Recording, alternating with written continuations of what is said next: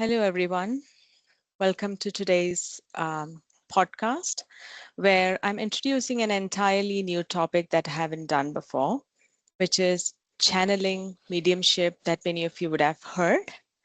Mediumship and channeling are spiritual practices rooted in the belief that consciousness extends beyond this physical world. And mediumship involves connecting with the spirits of those who have passed away or often to offer and deliver messages or comfort to those who are still living in the physical world. And my understanding is that channeling, on the other hand, is a practice of allowing a non physical entity, such as spirit guides or one's own higher self, or a divine being in any realms beyond our physical vision, to communicate through a person, often sharing insights, guidance, or healing energy. Now, all these practices are deeply intertwined with spirituality as they challenge materialistic views of existence, and it invites a broader understanding of life, death, and unseen realms. And at their core, whether it's mediumship or channeling, they aim to bridge the gap between the physical and spiritual worlds and invites us to foster a sense of connection, a sense of purpose and continuity of the soul. So that's a quick background context to what we're going to do today. I have a guest, a special friend. She is Sabita, and I invite her to introduce herself, and then we'll move on to understanding who she is and what she does, through mediumship and channeling. So, welcome, Sabita. And I'm so glad that you are here and agreed to do this in a quick interview. So why don't you introduce yourself a little bit with this background of who you are and what you do? Thank you so much, Suma, and I'm so happy to be here as well. And thank you for the invite. Thank you for having me here. So, I started my journey 6 years ago, and it was born out of a personal tragedy. And as they say, usually it takes a shaking of the ground for you to really get to know yourself and get to be yourself, so to speak. So, because of the tragedy, I started thinking about what is life, what happens once we leave this earth's plane, and why do sudden tragedies happen to us, and so on and so forth. So that is when I until probably say 7 years from now, 7 years ago, if somebody would have told me that I would take interest in spirit world, I would take interest in healing modalities, or I would take interest in meditation and a lot of other things like that, I would have actually laughed at each and every person. But then, life has its own way of shaking you up, especially when it is your destiny to do these things, to enter into um, when I say field, I'm just using that term because a lot of people should understand what we are talking about here. So when we talk about the spirit field or the spirit realm, when we talk about things related to spirit, so when we enter into this spirit world, usually it's a shaking up that happens. It does not necessarily happen to everyone, but at least it happened to me because I was not picking up the signs. When universe is throwing signs at me, I wasn't picking that up. So my ability to sense spirit world started when I was really, really young. I think I was 5 or 6 years old, and there was a dream that I dreamt about my father and the accident that he was involved in. And that is how my mother took me all the way to where my father was. And then my father did mention to my mother that there was an accident, that it was a hairline split second avoidance, so to speak. And that is how, but then what has happened is, as we grow, a lot of things, right?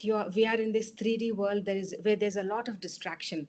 And if we are not careful enough, because the spirit world is very, very subtle, and most of the time, when we have everything that is going on in our mind, which is really loud, we miss out on these subtle signs. So that is how.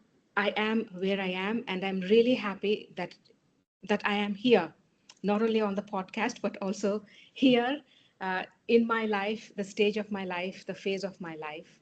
So yes, that's how it all started, Suma. Great. And Sabita, you're based in Bangalore, right? And Yes, in a country like India, where we pursue a lot of spirituality, religious practices, in spite of which religion you belong to. We have, a multitude of religions that are practiced in India. So, was there and thank you for sharing your background and how it all got started, and was there a defining moment or experience that deepened your trust in this gift? And first of all, did you realize that you were special and different from others? And was there any defining moment or any particular experience apart from the dream that you were mentioning, because then you were so small, that later that deepened your trust in this gift? absolutely.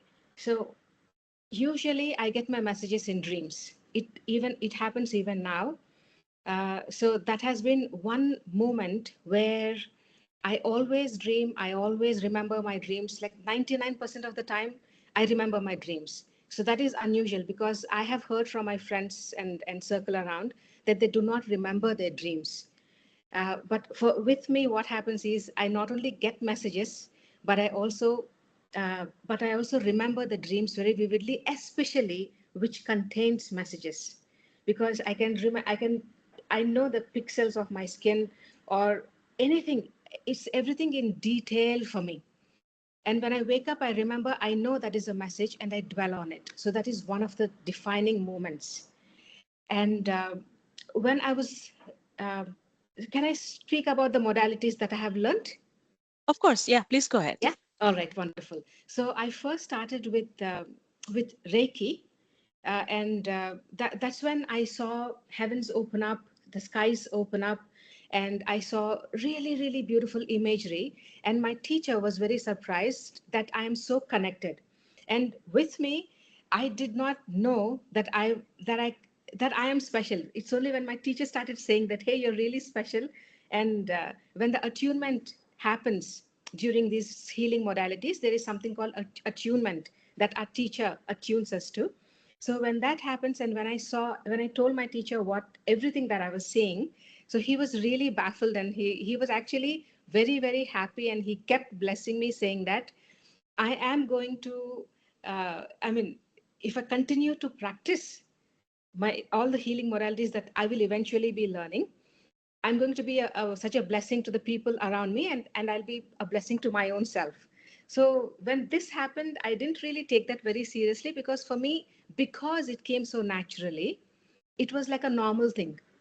Probably for somebody who does not believe in all these things, and if this has happened, maybe they would be in awe of that. I'm not saying that I'm not in awe of everything that happened to me from that time onwards, but what I'm implying is we should not take anything for granted. These things are not normal. We are picked, we are selected, and when we are born on this earth, we come with all these things. It is just that we tend to forget because of everything that goes around us, because of our family members, the work environment that we choose, the studies that we choose, and a lot of other things, so on and so forth. So after this, I learned uh, a modality called automatic writing. That is when I realized that I have psychic gifts. So even though I was learning automatic writing, in the parallel, I my psychic abilities were shown to me, were revealed to me.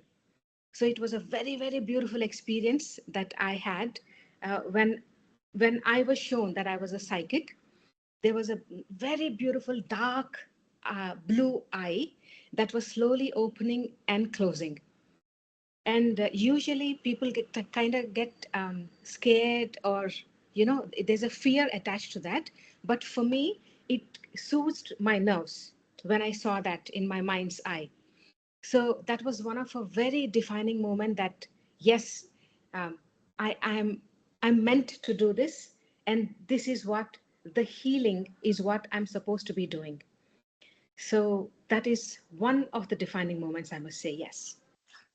So, when you saw this, when you say you saw all these things, I'm sure you mean, it's in your mind's eye that you're seeing all this, especially the third eye opening bit. So, did that happen during a meditation, or were you just sitting? So, when does these visions, or when did these psychic things come to you? Is that during meditation, or just like that? Let's say you're just sitting around and doing something, or doing something in the kitchen. So, when do these moments come to you? All right. That is an interesting question because with me, what has happened is when the teacher who was teaching me automatic writing, she just led me through a series of meditations, not on the same day, but on different days. But during one such meditation, we were just after the meditation was over, we were just talking to each other, and then suddenly I was able to see these things. And the reason why I know that these are not conceived by my ego or by my physical self is because if this is how I'm seated, I have my visions and I am here completely, and I also know that I have these visions coming to me. So they do not disrupt my present moment. At the same time, I have this knowing that yes, I have to concentrate on that. I have to give little more importance than what I'm doing currently. So I have to shift my attention, so to speak, to what has been uh, downloading to me. To you. Okay. Yeah. Yeah, yeah. So then it is because I do not have an ability. So certainly that means that it's not your imagination. It's not something that Yeah. you are creating. Like if somebody asks me to imagine, then I can certainly imagine a few visions, right? So this is beyond that, and that's what you're saying. And Yes. sometimes I'm sure such experiences for you to narrate, it would be language won't be sufficient, isn't it? Absolutely. So true. Because I, so when I was being told that I'm a psychic and I am a healer, and this is what I have to spread in this world, the 3D world that I'm currently living in, I have a group of spirit guides and they Yeah. gave me a hug. And I, it is about 6 years ago, but it still gives me goosebumps, and I just cannot express in words as to how exactly it felt, because that was a moment when my fears, whatever low vibrational feelings that we have, like say shame, like guilt, like resentment, those were the things that were washed away. And mind you, it is a everyday practice. It does not go away just like that, because we accumulate experiences. Okay. However, when I experienced that group hug from my spirit guides, it I used to be a very self-critical person. So Mhm. that was the moment that I stopped being self-critical and I started observing things and not absorbing things. That's beautifully said. Yeah, yeah. Yes. And there was another thing that they showed me, that now I'm in my era, in my space where I'm supposed to be. And they showed me this beautiful, beautiful royal blue curtains. And they just opened, and there was a stage, a dais kind of a thing. And there was a beautiful light blue and a golden color throne that was set. And I was supposed to sit there because I have arrived and this is my space. Mm, mm. And I'm in touch with myself. So that was their way of telling me who I am. Communicating with you. Yes, Yeah, exactly. yeah, Who I yeah. am, where I am, and where I have to go. So these are the things, you know, it is still as fresh as how I saw it 6 years ago. Yeah. So is So that when your ability started? Because that was my next question. When did you first realize it? Was that you mentioned it 6 years ago, though you said you had abilities from childhood, but all these things started coming up quite vigorously, if I can say so, 6 years ago? that's absolutely right. Because Mhm. what happens is, even though my mother always believes in my dreams, and if I dream something, if I tell her, she'll ask me to explain it, and all that is there.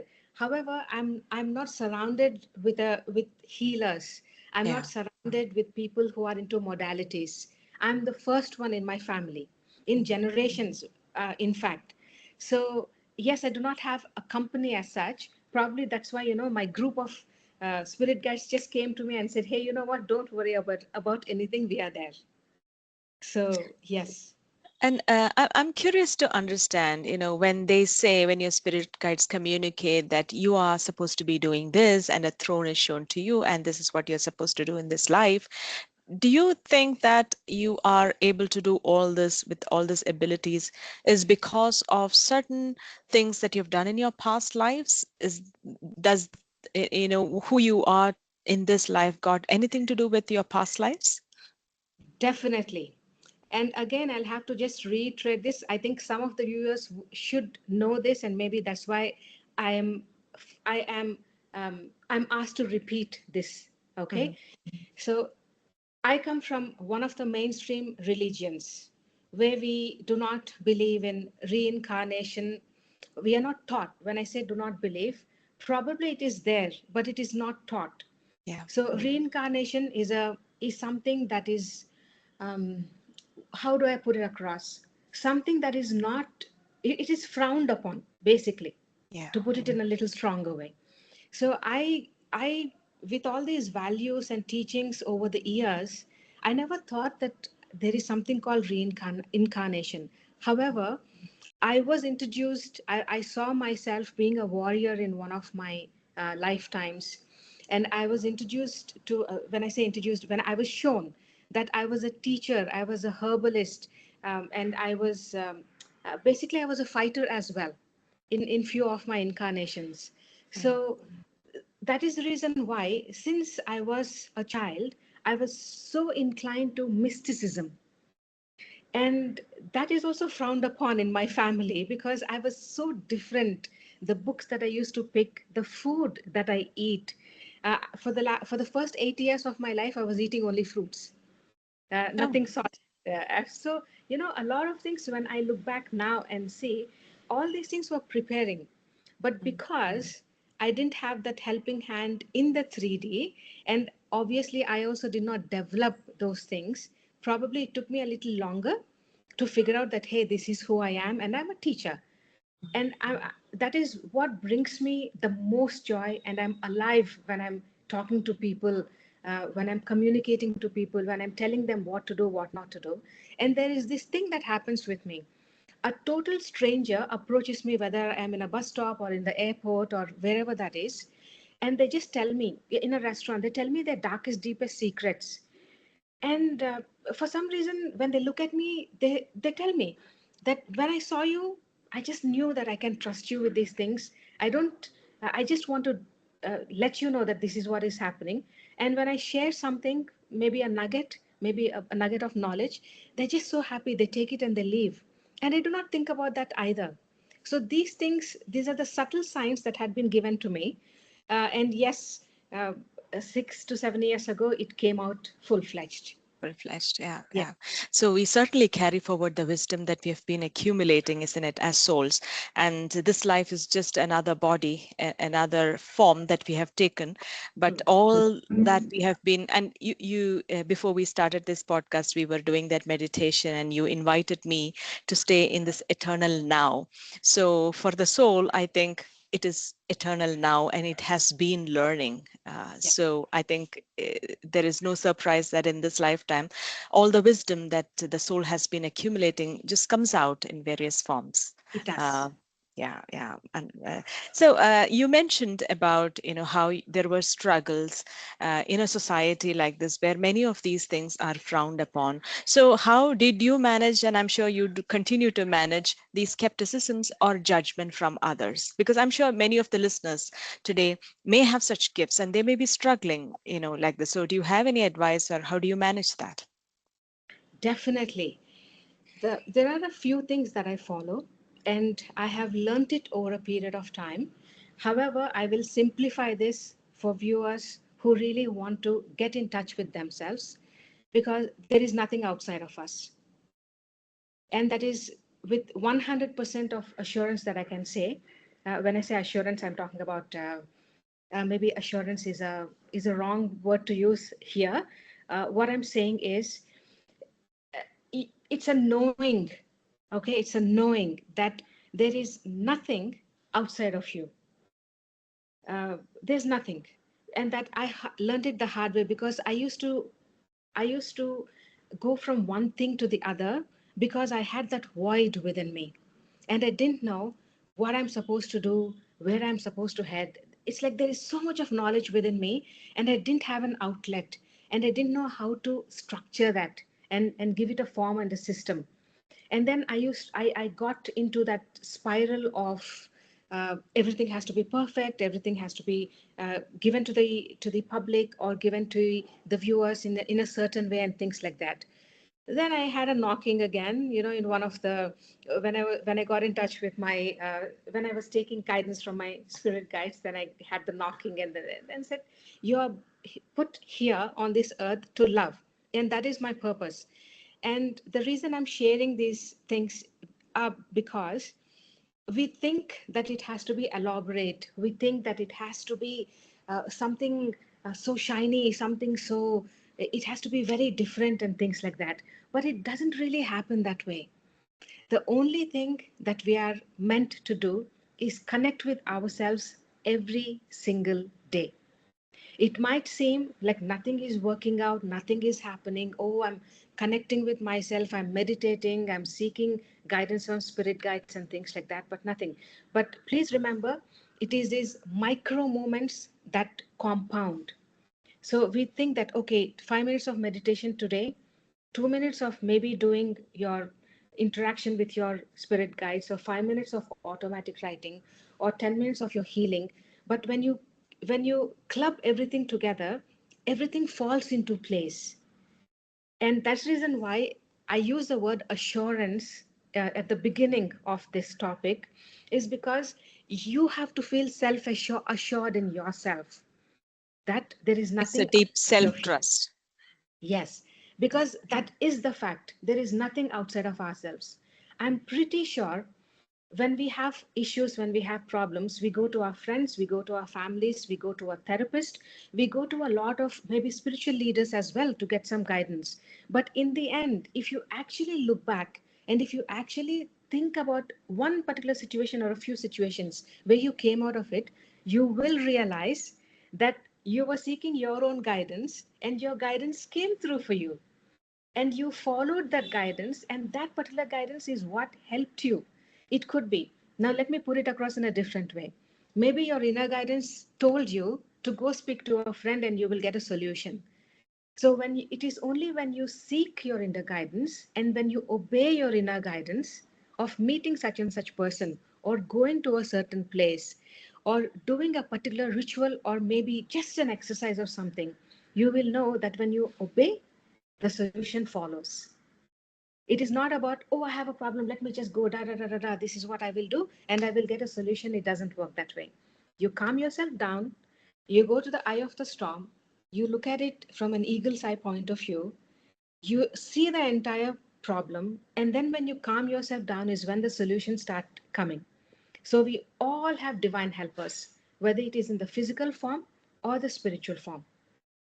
And that is what we have to do. So that is one of the most important things to do on a regular basis, is connect with yourself. There is nothing above you. There can be nothing above you. Now, I'm not talking about God, because he has created us. He's above us. But what I'm talking about is from the 3D level, where a spiritual leader or a teacher or a parent, all these people are given to us as guidance, as people who can guide us, provided they're knowledgeable and otherwise, of course, because there's both the sides of a coin, right? So yes, small things are important. Please pay attention to that. That's very well said. And the last point that you mentioned quite resonated with me, because sometimes we think that other people are above us and we tend to give our power away and, in a way, our sovereignty away. And then we end up in this circle of fear. So, and I think that is the most when we don't trust ourselves, right? When we anchor ourselves in our Oh, trust, in our yes. power, then everybody is as good as you. So that means that while you can seek external help, that's what you are sharing, follow your inner guidance. Ultimately, you come back to you and follow the guidance, what is coming from within, because you know everything deep within. Exactly. We are sent here on this earth with answers. It is Yeah, just that yeah, we forget. yeah, yeah. And what makes the difference is you remembering who you are. Mm. Yeah. And spiritual awakening is nothing but remembering, that beautiful remembering of who you are, isn't it? That's a Exactly. very beautiful process. Exactly. Yeah, It's yeah, all about the process. It's all about that. right. Um, nice knowing a lot about you, Sabita, and I'm curious to now understand a few things that you do through the channeling, etc. And there are many of probably our listeners who may not even know who spirit guides are and who are these beings who are not there in 3D but exist around us, because you mentioned we always have divine help. So do you want to start with saying who are spirit guides and what are these beings who are there to help us, who are these providers of divine help, and a little bit whatever you know about these beings, if you can share. Definitely.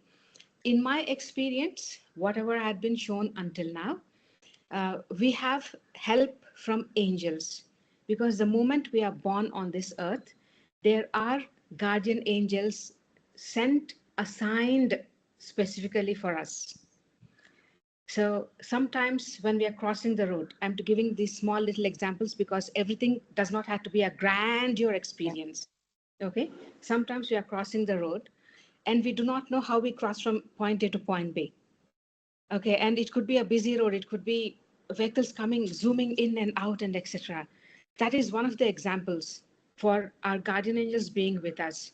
Or sometimes it's too late before we return to our home, and once we are so scared during the journey, during the travel, but once we come home and we close the door, we're like, I'm really safe, thank God for that.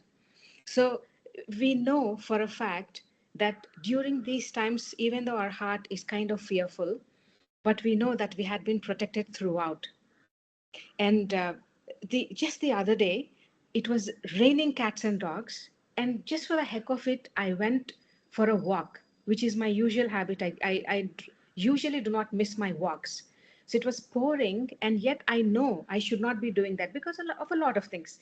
There are branches falling, there are live wires that kind of cut and they fall, and you do not know where they are in the rain and etc. But I just went. I know I shouldn't have done that, but I still did that, and I came back after a couple of hours of walk, and I know that it was protection, absolutely protection, because I've seen so many branches fall in my area when it rains heavy, but that particular day I went, I came back, and safe and secure in one piece. So these are small things. When you think about all these things, this is what actually brings your trust in all these things. It increases, it improves your trust in all these things.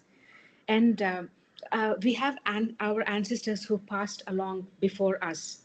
They are they could be our spirit guides. If I mean, everybody has ancestral guides as well. Then we have a set of spiritual beings, uh, so who have attained enlightenment, because as we all know, we have ego, we have uh, when I say the low vibrational emotions, right, like anger, like guilt, like resentment, like shame, and a lot of other things like jealousy, like envy.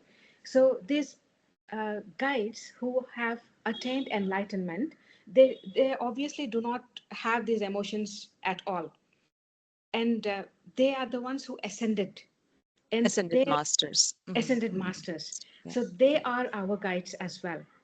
So, in order for us to know who our guides and who our guardian angels are, obviously we have to keep connecting to ourselves. And that is why, that is when we will know who they are. In fact, they're so gracious enough that if we really ask them, if we really, really seek, they will reveal themselves, their names, and etc. And sometimes they even show themselves up, as long as we are not scared of their the way, because it is not a physical form that they have. Yeah. For us, it is this flesh and blood and skin and bones and etc. For them, they look different. So if we do not get scared, and if they know that we do not get scared, they will in fact reveal themselves as well in their own form.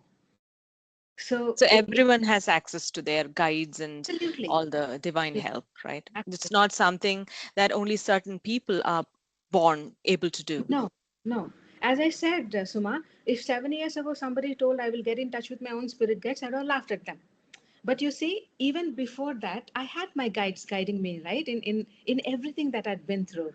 But it's only after I got serious with who I am and I remembered who I am, that is when I started to get in touch with them in a more um,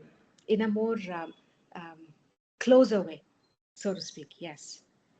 So do you suggest that the thing that we should do in order to increase this connection, the strength of this connection, that we go within and pay attention to? Sometimes we don't listen, isn't it? So we Yeah. start listening to their subtle cues. Is that the way one should develop it? Definitely, 100%. There's no beating around that. It's like there are no shortcuts to it. Yeah. Sometimes I do not hear from them, and it gets frustrating. But that is the moment where you have to center yourself, because time is an illusion. Time is here on this earth. In the spirit realm, there's nothing called time. Mm. So you might be seeking answer like right now I need it. But in the spirit realm, it is not right now, right now. It is the god-given time, and then we have to wait for that time, because there's nothing like missing out on anything. Yeah. The right things. They don't have fast life. Oh yeah, exactly. Yeah, they don't have this rat race that we have, right here. They do not, they do not. So Yeah. everyone has, we all have our guides. We just have to calm ourselves down, and of course the main thing is the Mm. intention to learn about them, to make them a part of your life, for your guidance, for your easy life. It is not that once they enter your life, there's not going to be problems. It is not like that at all. Earth is a playground, and we have to learn from the experiences that are thrown at us. And also, to give you a bit of a context about this, Yeah. we have we have asked for all these experiences before we were born. We asked for our parents, we asked for our spouses, we asked for our boyfriend, girlfriends, we asked for our certain kind of children, we asked for work experiences, we asked for money experiences, and so on and so forth. And because we have forgotten why we came here, this seems like a struggle. But when we allow ourselves to be guided from the spirit world, things become easier. So you have a problem, you have a solution to it, you just club that, and then irrespective of what it feels like, the problem, you can get out of it, and you will get out of it. That's interesting. And some of the listeners, it would be a little difficult for them to digest the fact that they chose some people in their life who sometimes, we hate, right? And then you're just playing the script that you already developed, and the spirit guides are there as the directors, or rather the prompts. Well, we are our own directors, right, of our play, and they're just prompting us. They're the guidance and prompts that we have in our drama. As difficult as it sounds, okay. Yeah, yeah, um, I'll just take about a minute or yeah, two to share my experience. sure. Okay. So I have been a person who would absorb everything. I was like a sponge.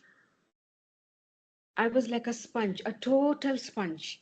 So my mom is angry at me, I absorb that. My father said something to me, I absorb that. My siblings acted in a different way than how I did not want them to. I just absorbed that.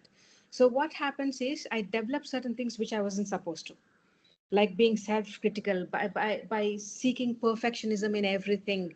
It's like, a set thing. There was no air around me, so to speak. So when I say there's no air around me, there's no improvement. Because if Suma is my friend, I want Suma to act and behave in certain way, and when I meet her, it has to be in a certain way, things like that. So this is just trauma experience, trauma response. We don't want to be like that. Nobody wants to be like that. It is just that the experience that we have picked up, this is our response to shield ourselves. So what happens is, it's only when you after I became very serious about my spirit life and like, spiritual life, and a lot of other experiences that I have experienced, now I do not absorb. I just observe things. And even now, there are so many. I mean, the very famous example will be our in laws to most of us. Okay. Now, they behave the same way. Nothing has changed from the time that I'm married until now. But the way I react to them has totally changed because I changed myself. And now when I observe them, I know they are behaving this way because they are like this. They're thinking like this. This is their response to the trauma that they have been through in their life. It is not that everybody is bad or something. It is just that people are not aware of one's own self, that they react in certain ways, which is not good for themselves and for others. So you becoming serious with your spiritual life actually has many, many benefits and perks attached to that. You don't get angry so much because you know. You don't participate in road rage because you know, hey, you're not going to see that person in your Yeah. lifetime. So there's no point in getting angry at that guy or that girl or that woman. And there are people who are still in the 3D level in the head, and they are not willing to step out of it because unfortunately they do not know that there is something beyond this 3D experience. Yeah. So yes, the perks are really good. We all should get serious with our spiritual life. I like the way you use the word perks because that's a nice motivation. Otherwise, it's so easy for us to get caught up in this 3D drama, but it does take courage. It does take commitment as well, right? To pursue that spirituality, spiritual life, and only if you are convinced with the fact that there is something beyond this. Yes. Um, Without taking much time, I really, really want to get into, understand, what happens when you do this channeling session, because we know that you have this gift. So can you quickly walk me through what happens when you begin a channeling session? And again, my understanding is that there is a little bit of a difference between when you do the mediumship and then versus a channeling session, but that's my intellectual understanding. You're the best person to explain to us. So what do All you right. do? Okay, so we can use that interchangeably, and this is my experience. All right, because when you're channeling, you can channel a person who has passed on as well, which is Okay, nothing but a mediumship. mediumship. So people term that as psychic mediumship. People term that as uh, psychic reading. Mm, Okay, yeah. and people also term a few things as channeling. So Mm. you can channel your angels, you can channel your spirit guides, you can channel people who have passed on as well. In fact, you can also connect with your pets who have passed on. So they are very gracious enough to let you know things that are happening, because a few of them are our guides as well on this 3D earth. They come into our lives because of that. Anyway, I'm digressing. So coming back to the channeling part. Okay, so for me it is interchangeable when we say psychic mediumship, and when we specifically term something like channeling, because I do both. For me it is everything is one pot, so to Mm. speak. That is how my spirit guides channel through me. Now, So yeah, I I get it that. Yeah, yeah. When you are channeling is that process. You can channel yes, anybody, and then you yourself can call yourself as a medium because you are yes, a medium between the physical world and the subtle realms that yes, everybody don't have access to. So you become a medium, and the process becomes a channeling. That's how I'm just now absolutely, able to understand. yes. So, do you get into a trance-like state, or are you fully conscious while channeling? While channeling, with me, what happens is I will have to close my eyes, Mm. mainly because I do not want any distractions around, because that cuts the flow and things like that. So that is one thing that I follow. Not necessarily. I have met a lot of people who keep their eyes open and they channel, but for me that works well. So that is the first thing. Second thing is, I even when my eyes are open, I, these images are shown to me and then a meaning is given to me. So that is my personal process.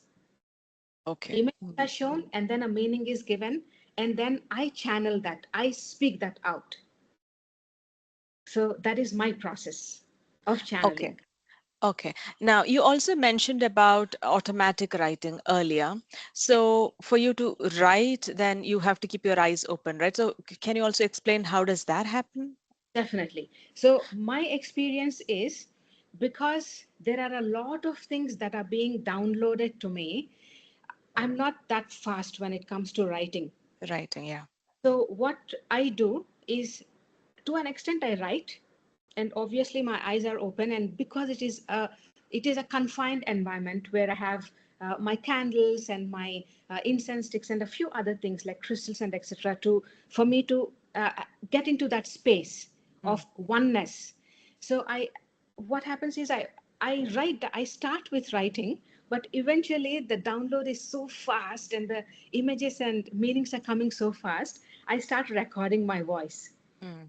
And by the end of the session, after the session ends, that is when I again listen to that, and whatever are the salient things that I have to work on, I put it on paper. So that is my process, and it works absolutely wonderful for me. Yeah, yeah. So I'm curious to understand, you may know other people who have these abilities, and you mentioned it's your process where you have visuals and a meaning is given to you. What are the other ways of channeling? Are you aware of that? Yes, definitely. So for certain people, their hand moves automatically. It's like Okay. they are not fully conscious of what's happening. It's like something takes over them. Some Ah, other takes over them, and they energy start, takes over them. yes, energy takes over them, and they start writing. So obviously, it's not. Sometimes it is not very clear. They have Mm. to again decipher as to what exactly has been written and things like that. But that is one of the ways that this channeling happens, as automatic writing happens as well. Understand. Okay. And do you prepare yourself energetically before a session? I know you mentioned that sometimes it just comes, but is that your state of being? When does it come to you? These downloads. When are you in a different state of mind, or even when you are in a busy, let's say a beta wave brain state, even then it happens. How does it happen for you? All right. Before I answer this question, Suma, I just want to say there are people who hear things as well, Ah, okay, and yeah. it depends on them. Clairaudient. Yes, exactly. And it absolutely depends on them to discern what they're hearing, discern whether it is their own ego, their own mind, or it is a parent would have spoken something, and you can actually repeat that. And then there's a still small, subtle voice inside your head, in your ears, inside your head, and you have to discern who that is. So that is one other way that people hear and channel. Because you mentioned sound and you are a very visual person, so there can be physical sensation, sounds, visual, and then some knowing that happens in your head when you channel, right? Yes. These are the variety, and because I've heard of words clairvoyance, clairaudience, and all that. How do you distinguish then your own thoughts from the messages you're receiving from spirit world? Because for those non-believers, that's always a question, right? How do you distinguish the thoughts, your own thoughts, versus what you're receiving as guidance? True. So this is again a process. It does not happen overnight or just like that. And I might sound as a broken record, but there is no other way than getting into yourself, knowing yourself, getting into a meditative state to develop this gift like any other thing in this 3D world. For instance, the jobs that we do, we have graduated XYZ major in our graduation, but it's only when you're doing things in your job, your, what do you call that? On job training. I Yeah. think that's the word that they use. So it's only during your on job training that you know what exactly to do with the work that has been given to you. Mm. Correct? This also is the same thing. The so the first thing is meditation, extremely important. Getting connected to nature, extremely important when you want to hear, listen from your guides, mainly because there's a scientific reason for this. You calm down when you see a plant. I have never seen a person who sees flowers and plants and still remain angry. Yeah. Okay. Yes. Only then they are not looking at the plant and the flower and they're in themselves that they can remain angry. But if you're truly looking at a beautiful plant tree with flowers, there's no way that you can continue to be angry because that calms you down completely. So, meditation, walking probably around trees surrounding you, and etc. And the third thing is you will have to believe in yourself, because in the beginning you will have a lot of self doubt. And yes, I also had a lot of self doubt, but it is a process. You have to continue to work on yourself. When you receive a guidance, you think, oh, this is all hocus pocus. It may not be true. This has never happened to me, and I don't think this is from my guides or from my God or from the Holy Spirit. All these things come to us, but when we have to obey. Say, for instance, they asked me, there's a simple thing that I will tell you. There was a letter that I was writing to somebody, Mm. and they asked me, there was a guidance to ask me to end that letter in a certain way, and I obeyed that and I wrote it, and there was a good response for that. So things like that, obedience is what will get you to know whether it is you or whether it is a guidance that you're receiving. So your discernment also comes from obedience. So Mm. it is like, everything is interlinked and interrelated. First of all, you have to have a calm mind. Calmness comes from meditation, which is a basic simple thing, because you can sit wherever you are and you can continue to connect with yourself. So these are the things, Suma, that will really really help. So when it comes to, yeah, you have another question for me? No, in a way, you answered the previous question, and then I digress. I was asking you, what do you do to prepare yourself energetically before a session? And then you, in a way, asked, and you were saying about how I know that you go for a walk, and you mentioned how dangerous it Yes. was to go for a walk when it was raining.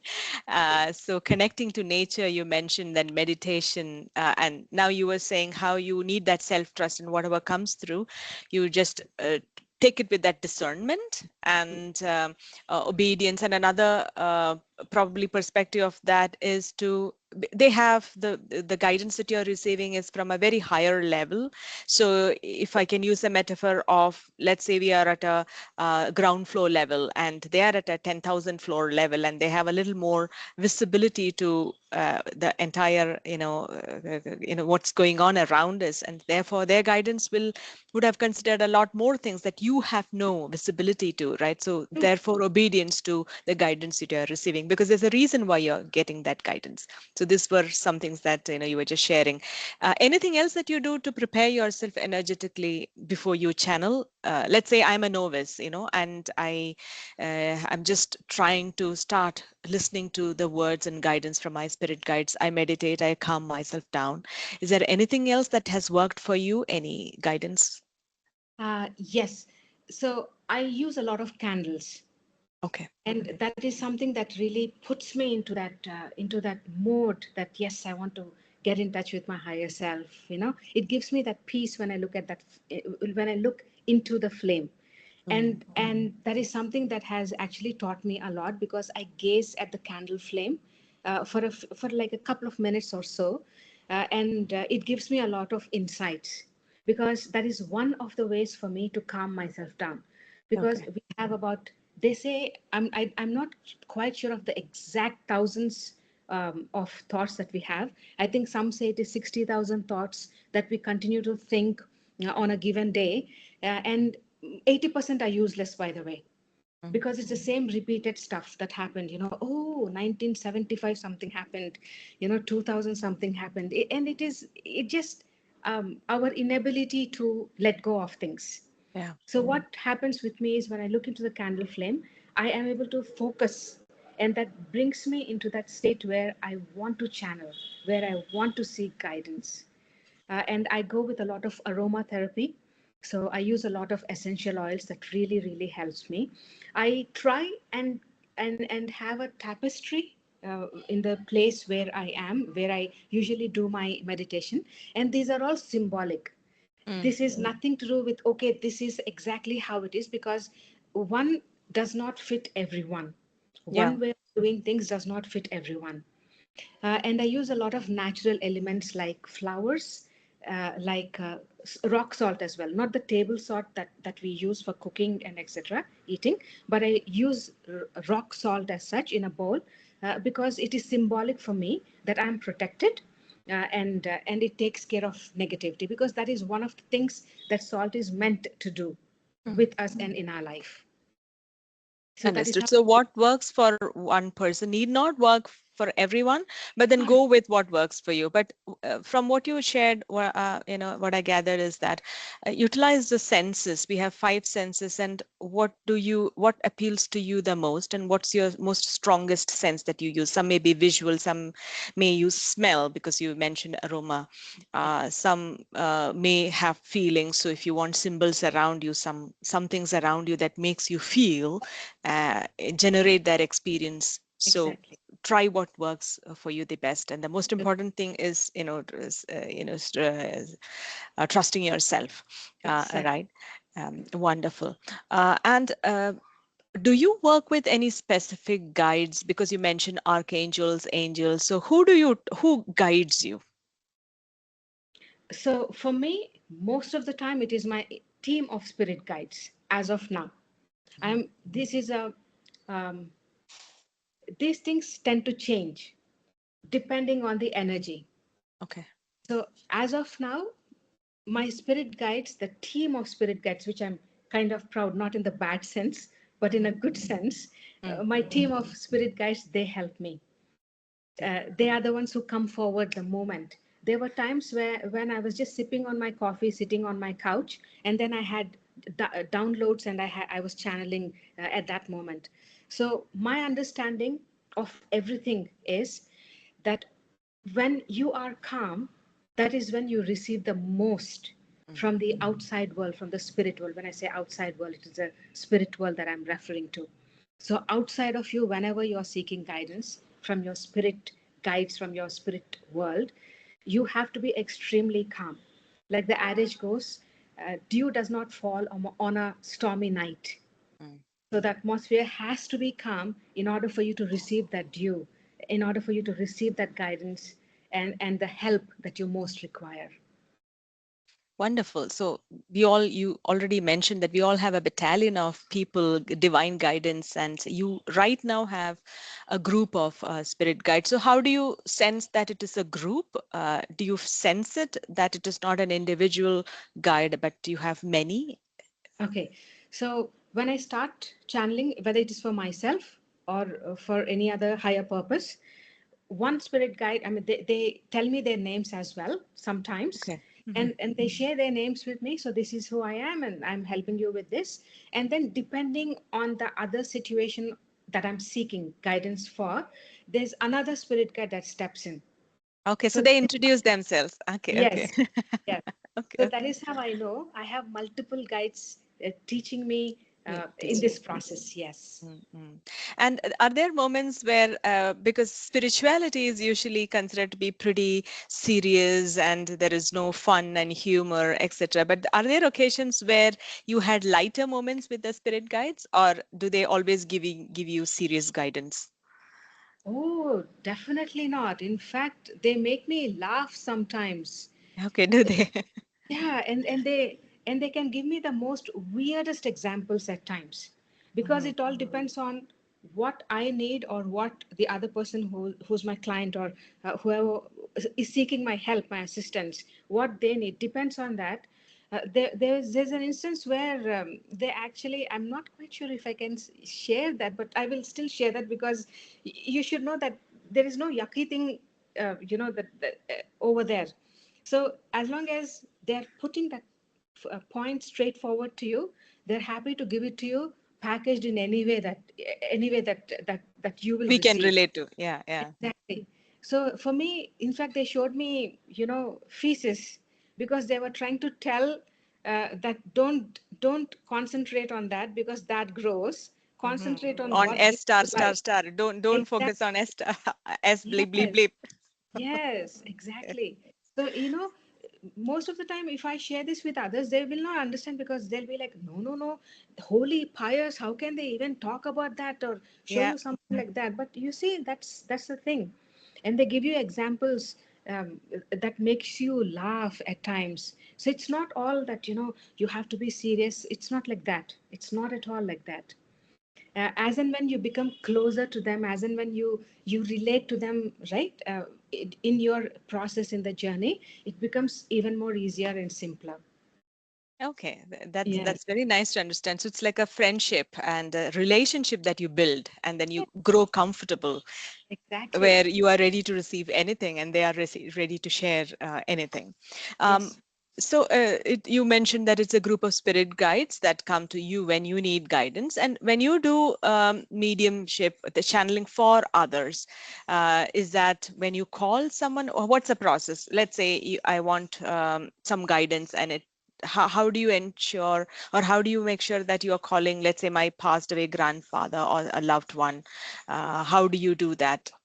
Or are these the guides who guide even for others? All right. Very interesting question. So, with me, the process is I also have the ability to access Akashic records. Records, ah. So, yes. So, and that happened to me like instantaneously.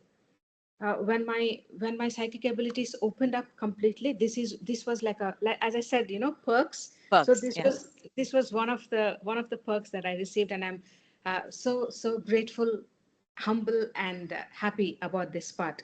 So what happens is two ways. So when I'm seeking guidance for you, and if somebody has passed on, and I have to receive, so I have access to Akashic records that I can access to get this information, and you as a person have your spirit guides. Okay, so my spirit guides get in touch with your spirit guides, and the Mm. channeling starts.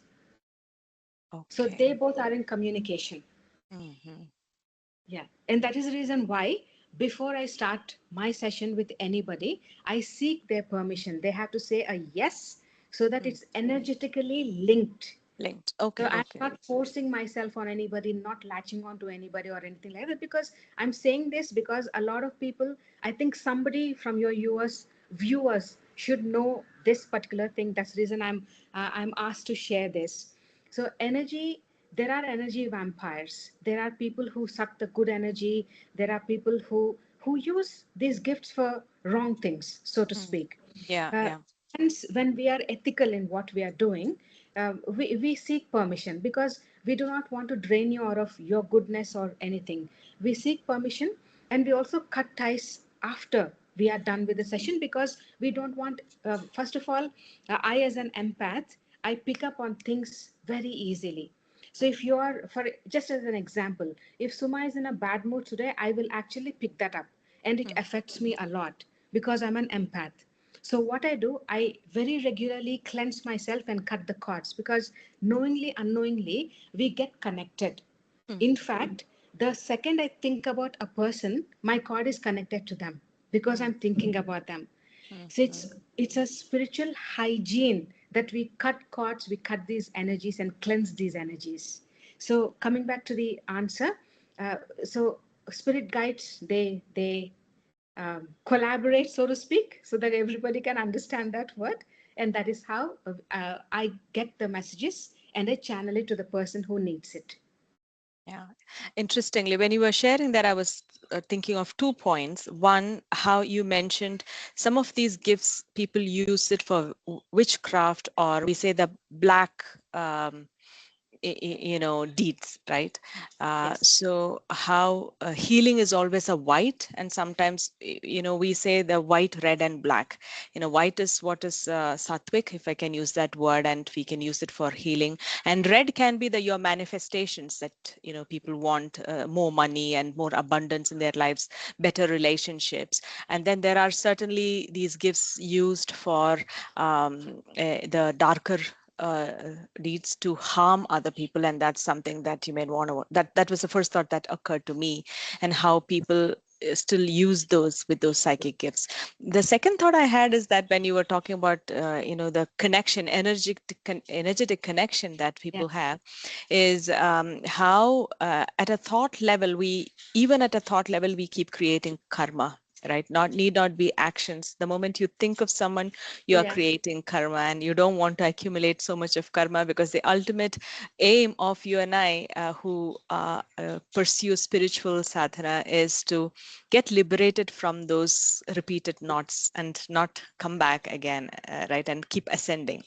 So that is something that I wanted to highlight from the point that you mentioned, so that people understand how even thoughts can get that entanglement that we Yes. talk about. Yes. Very interesting. Another curious thing that I would understand, when you receive messages from other spirit guides or whoever is giving that message to your clients, were there moments that where you felt difficult to deliver those messages? And if yes, how did you handle them? All right. So when I began, Mhm. so I was told that I have to help people. That is the simplest thing that I have to do. And I'll just take about a minute to explain certain things that happened with me, so that Yeah, it'll give a context. sure. So as I was telling you, right, my experience of being self-critical and this and that, and what I'm going to do, what am I, how should I do it, and things like that. So while I was in the kitchen doing some chopping of the vegetables and etc., or I think I was cooking, I don't exactly remember what that was that I was doing, I had this thought in my mind, and mind you, it was very subtle. It was a fleeting message that came to me, but it was a very important message for me, okay, about my purpose on this earth. So I was given that's the reason why it is good for us to remain calm at Hmm. any given point of time. I know there are situations that will enrage us and all of that. That is human. You get angry, but you have to come back to your usual self, and your usual self is being calm. Your usual self is not being angry. Your Agitated, usual, yeah. yes, your usual self is not being jealous or envious about others having something. Our usual self is being calm, being connected to the Almighty God. That is our usual state of being that we have to be in. So this was this fleeting thing that said to me that I am placed on this earth to love people. Can you beat that? I mean, loving people is difficult, by the way. Yeah, Yes. it's like you want to love people who are for you, right? I mean, Yeah, who star conditions apply. Yeah, you want exactly. to love people. If Suma comes and contradicts me, it gets difficult for me to love Suma. But that is what was given to me. And you have no idea how much I was doing, what all I was doing to understand what my purpose on this earth is and all of that. And that thing came like that. And it was so subtle. It was so gentle. And the peace that came over me after that when I started thinking. So I'm here, I'm put on this earth to spread laughter because I'm a witty person, and people really love the smile that I have, and people I'm here put on this earth to love people, and people kind of are attracted to me, to my charm, because they find me very charming and etc. So these were the things that were shown to me, and they said, hey, forget about everything else, you're here to love people. And it's only when you think about it on a broader level, you see, when you love people, you do not hold grudges on them. When you love people, you want to help them when they Yeah. are in trouble. When you love people, you keep their best interests at your heart. It is not about what you gain. It is not transactional anymore. It is Mm. about you give. Having said that, I just want to tell the viewers, when we say love others, it is not that you love them irrespective of what they're doing, because we have to be wise as well. If somebody has betrayed you when it comes to relationships or your character assassination or money for that matter, it is good to forgive them and love them as a person, as an individual. But it is not wise to let them inside into your life for them to hurt you again and again, over and again. So you keep a distance. You don't hate them, but then No, you detach. exactly. Yeah, yeah. And Good it is point. easy to do that. And it is easy to do that. So they say that, love, the opposite of love is hate. Actually, it is not hate. The opposite of love is when you don't have a feeling about that person, right? Whether it is good or bad. Uh, that person exists and you do not wish that person harm. Yeah, it's a bit neutral. You're just Yes, neutral about them. exactly, exactly. Yeah, okay. Yeah. So you were sharing how sometimes it becomes difficult. I was asking you, are there Yes, any the instances physical of where message, how is it message? that yeah. So during my process Mm, of getting into it full-fledged and getting myself into the world to say, hey, this is me, I can help you find your answers and etc., etc. One thing that I kept as a rule, as a principle is, irrespective of what the client thinks, the moment I receive a message, I will not sugarcoat, mm, because whether you take my services again or not, it does not matter. For me, I have to bring that message without sugarcoating that to you for Mm. your growth, for your benefit. So it is not about me, it is about you. And I am an absolute channel, a middleman, so to speak, to bring you those answers, because maybe as of now, you're not able to connect to your guides, or maybe you're not called to do that. Not everybody is called to do what I'm doing or what you're doing. True. Yeah. So, in such cases, you have to rely upon somebody who's trustworthy. And I want to be that trustworthy person, Mm. that okay, this is not what I want to hear, but I heard this. And it's up to the client whether they obey it, they do it, or not do it. Yeah. But from my end, I will give that to them straight. Okay. Yeah. And so it's highly likely that you hear what you don't want to hear. Exactly. And then it's up to you whether you would obey that guidance what you receive from whoever is the source. Okay. Yes. And Are there even, any? Mhm. sorry, Sure, please go ahead. even in my life as such, I have never been good with diplomacy as such. For me, I call a spade, and that has helped me a lot until now. And I wish to continue the same. But even when it comes to channeling and delivering those messages to others. Yeah, yeah. I get that. Now, a continuation to what we just said, because you get guidance from various sources. It could be a past loved one, a transitioned loved one, or your spirit guide, sometimes even angels, right? So, what role does free will play in the guidance we receive from spirit? Because all of us have free will. So, what's your perspective on that? Beautiful question, and I can talk for hours together, but in the interest of time, I will keep it very crisp. Okay, so why is it? This is a question for everybody. Why is it that when we get guidance, it is always a still small voice? I mean, you can just think about the answers whenever you sit with yourself or you're on a walk or whatever. But why is it that we only get these very still and small? And why is it not like a thunder? Why is it not like a storm? Why is it not? Because spirit world does not force themselves on you. Mm. It is you got to be calm, you got to intend that you want to receive guidance from them. Because if you think you're God, okay, God with a small g, if you think you're God, and if you think you can do everything on your own, that means you do not need guidance from the spirit world. Yeah. Okay, that's the first thing.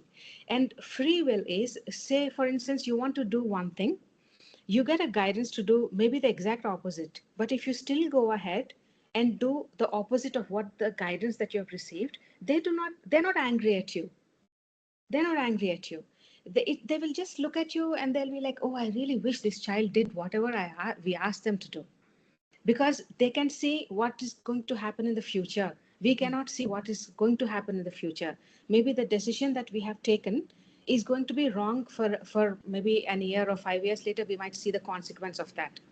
But if we obey, even though it feels difficult at this moment, and if we actually give in to that and we obey whatever the guidance that we have received from them, it'll be beneficial for us. Yes, it is going to be difficult right now, but in the future it will be easier. And also, to give a very layman example of this, we switch on that Google Maps, right? We all use that these days. We enter the address we want to go to and we start the journey. We take a deviation. Google doesn't come and slap you out of the screen, Yeah. right? Yeah. What it does is, oh, I'm rerouting you. This Mm. is the rerouting. You take the other, maybe colony, or you take the other route or whatever, but then you reroute whatever and you still come back to the destination. Mm. So it is good for us not to reroute. When we Yeah. receive the message, it is better to obey quickly, and take the route that, because that's the fastest route. Fastest and the best route in the best interest of you. Let's say you reroute yourself, you may hit a dead end, and ultimately you may end up taking the same road which you could have taken 5 years before, now that you are a little delayed. Exactly. Yeah, sometimes that happens. But I loved that analogy that you said. It's a nice example, how you get guidance and yeah, but then, some viewers may be telling themselves sometimes Google Map is wrong. But here in this case, divine guidance can never be wrong, right? And Exactly. they absolutely love you in spite of of what you do, all the foolish, stupid things that we end up doing. Yeah, and one more thing that I loved you saying is that I wish, this voice is a little louder, like our parents shout at us. I wish, this guidance voice is as loud as loud as our guardians and our parents' voice, but it isn't. So the invitation is to, Yeah. go silent and still listen to that subtle voice and trust us and obey it. Okay, so again, I'm mindful of your time, but I'm really curious, I'm sure the listeners as well, is can we now invite the spirit guides, whoever is going to come through, and is there any, guidance that they have to all of us? At this point in time, whichever is the current state of the world, or they know who are the listeners. So, whatever is their guidance, are you okay in inviting them and do a little bit of channeling? 100%. Absolutely. I'm ever ready to do that. All right.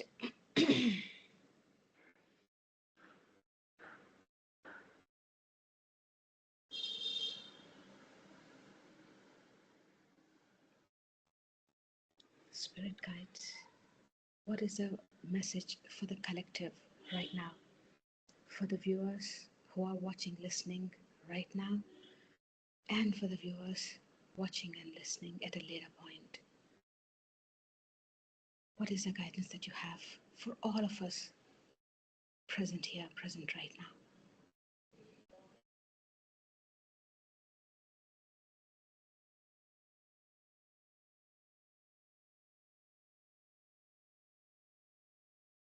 You will bloom in your own season. Do not try to force anything. You cannot plant an orange tree and expect a mango tree, mango fruit out of that. So be careful of what you're planting.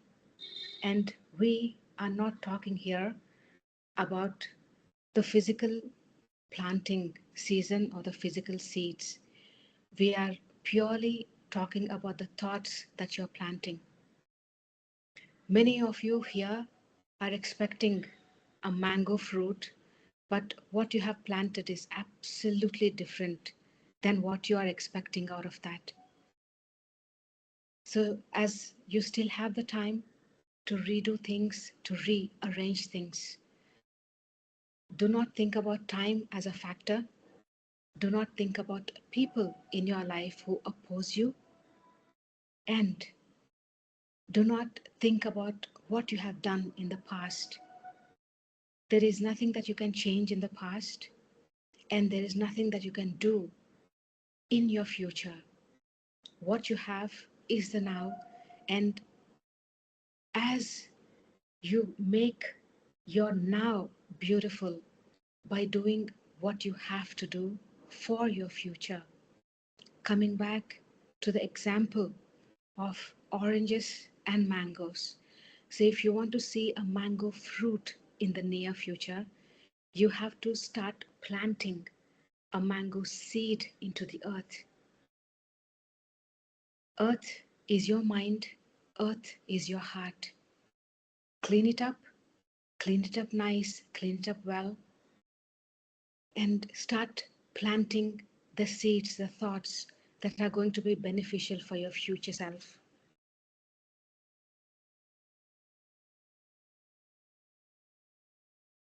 The world will continue to exist with its ups and downs, with the rise and fall of empires, rise and fall of governments.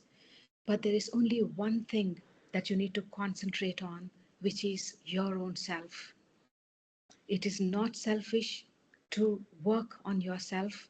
It is not selfish to continue to tend to your needs. But please be absolutely aware that you should not be selfish to your own self. Should not is a command, should not is an urging from us that while you're working on yourself, you will still be given the time, the health, the energy, and the resources to tend for others' needs. We are a collective. We are an ocean of people here. We are meant to help each other. While you love your own self, you will still have love overflowing to love others as well, to share your love with others as well. So continue to tend to your own garden. Do not worry about what's happening, because there is nothing that you as a person, as an individual, can change. But what you can change is your view about others, your view on your own self. So the crux of everything is working on yourself. When you love you, others love you. When you make yourself look good, others look at you the same way. When you show and take interest in your own selves, others take interest in you. But if you think you're dull, if you think there's nothing good in you, that is exactly what reaction that you are attracting from others.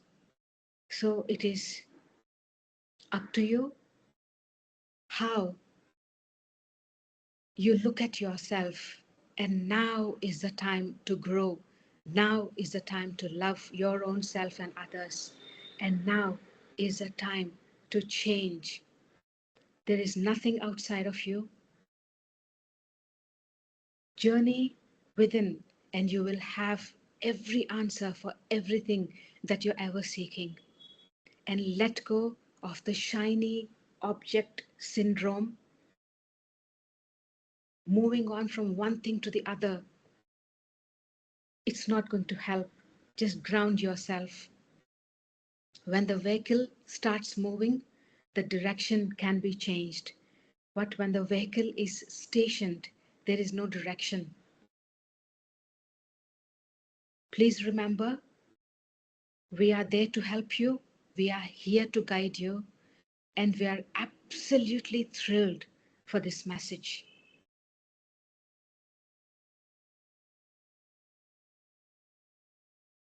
Thank you, Spirit Guide. Thank you. Okay, that was the message. You're back. I'm Okay. back. Oh, it was such a beautiful message. I loved that mango orange analogy. Did you see some visuals? Because you Yes, said you I are very did. visual. You Very did. vivid. All of Okay, this, okay. in fact. You Yes. plant mango tree and you're Oh, expecting yeah. orange, something like that. Yeah. And after that, I thought probably they are going to stop and I wanted to ask a question. And I was almost going to unmute with my question. And I am I am so mesmerized with this. And I think they read my thought. Not I think, I'm sure they read my thought. So my question was, when the world is going chaos, bonkers with the wars around, and I was thinking of many countries, major countries, where there are leaders taking decisions which are not probably looked at as a favorable decision to everyone, when there are wars going on in our boundaries, and when therefore chaos outside of us, how do I still maintain that calm? And what's your guidance to each individual of us? That was my question. And I was so surprised that they shifted from that, the guidance of planting, you get what you plant, is what was the first Yeah. guidance. Second, they just moved into that, and I just had that as their response. So that was Wonderful. very, very beautiful. Yeah, Yes. because I wanted, every one of us to hear, when there is so much of, disturbance outside of us, how do I still advance myself and work on my ascension and my journey? And that's the response that I wanted from them. And it's beautiful Yes. that they caught on to that and Oh, they shared it. did. Oh, Yeah, they they do. They did. got for a lot of things. Yeah. So Yeah. that's so wonderful. So when you do channeling, I know this was a very short one. Do you feel drained? Do you Yes. need a So drink? actually, I'm sweating right now, but you cannot see that. So Okay. it gets very intense. Intense. The energy is Very- intense. Mhm. Yes, exactly. Okay, okay. In fact, probably again, mindful of our time, I'm going to bring you back a few days later whenever you think it is ideal. We will have only a short half an hour channeling session. I will have a lot many questions. Today's intention was to get to know of you and the Yeah, whole process, because there are, as I said, there are many, many people who do not understand these things that are happening around them at a spiritual. So it's just a baby step to this world of connecting our world with the bigger world around us. That was the intention. So we just had a short channeling session, but I'm going to bring you back sometime later where we'll do only question answers, and we'll have a lot many questions, I'm sure, from the audience as well, who which I will collect through comments, and definitely. I will have you back. I'll be happy to, in fact. Yeah, yeah. So we're all keen to get more guidance from, the guides. So thank you so much, Sabita. But before we end, I want to ask you if anybody wants to connect with you and seek guidance for anything, where can they find you? Do you want to share your contact or any website or how do they contact you? All right, so I'm in the process of having my own website as such so that it gets easier. Mhm. However, I mean, I'm happy to remember I'm placed here, I'm put here to love everybody. So I'm happy to help and answer questions. Yeah. They can reach out to me with my email Okay. and phone number as well, which I will leave it with you. And Yes, then, I can put it in the show yes, notes so yes. that they can reach out to you. So open, Yes. and Yes. then if somebody gets in touch with me through the email, then I can always share my contact number with them. I think Sure. that So the will. best way to right now reach out to you is with your email, and all the very best in your website production. And we hope Thank that you you so. expand Yes, the love that you are sharing with the yes. universe. And with that, thank you so much, Sabita, for joining. And it was a wonderful conversation. And we'll be in touch. Thank you so much. I'm so happy to be here, and thank you for this opportunity as well.